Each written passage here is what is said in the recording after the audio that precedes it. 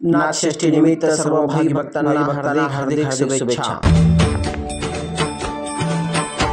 घुमे मंदिरात मृदुंगाची थाप, बली देही माझ्या विठुमाय बाप। टाळची पळ्यांच्या संग, विठू नामात दंग। नादन भी उधळला गज। श्री एकनाथ षष्ठी हा दिवस महाराष्ट्रात आणि महाराष्ट्राबाहेर श्री एकनाथ महाराज जलसमाधी दिन म्हणून साजरा करण्यात येतो। विशेषतः पैठणमध्ये 6 ते 7 लाख भाविक ह्या सोहळ्यास उपस्थित असतात।